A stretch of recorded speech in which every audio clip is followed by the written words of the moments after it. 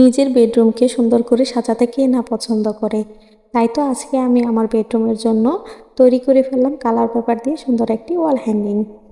পর থেকেই কিন্তু তার নিজের বেডরুমকে সুন্দর করে গুছিয়ে রাখতে পছন্দ করে। দিন শেষে পর থেকেই কিন্তু সৌন্দর্যে মুগ্ধ হয়। হাই এভরিওয়ান, আসসালামু আলাইকুম। আশা করি সবাই ভালো আছেন। আমিও আলহামদুলিল্লাহ আপনাদের দয়ায় অনেক ভালো আছি।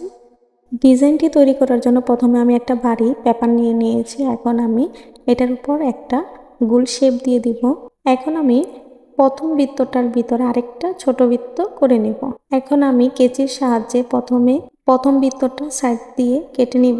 প্রথম বৃত্তটা আমার কাটা কমপ্লিট হয়ে গেছে। এখন আমি দ্বিতীয় বৃত্তটার মাঝখানে ছুরি দিয়ে একটু ফোঁটা করে নিচ্ছি। এরপর আমি কেচি দিয়ে সুন্দর করে কেটে নিব।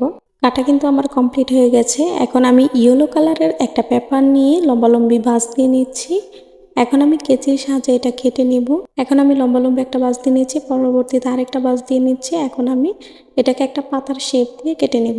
এভাবে আমি অনেকগুলো পাতা তৈরি করে নেব। আমি কিন্তু অনেকগুলো পাতা তৈরি করে নিয়েছি। এখন আমি কিছু কটন নিয়ে নিব।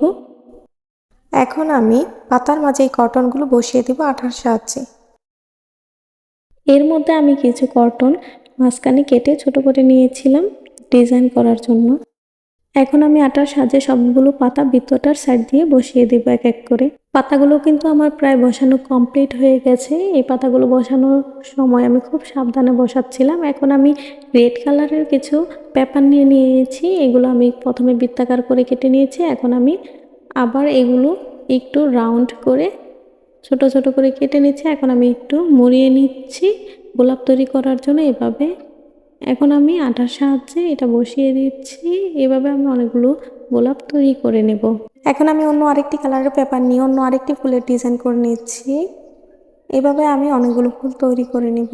এভাবে আমি অনেকগুলো ফুল তৈরি করে নিয়েছি। এখন আটার সাহায্যে প্রত্যেকটা গোলাপ এটার মাঝখানে বসিয়ে দিব।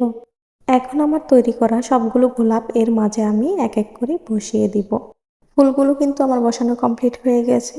ডিজাইনটি কিন্তু আমার কমপ্লিট হয়ে গেছে। আপনারাও চাইলে কিন্তু এরকম কালার পেপার দিয়ে সুন্দর ওয়াল হ্যাঙ্গিং তৈরি করতে পারেন নিজেদের বেডরুমের জন্য।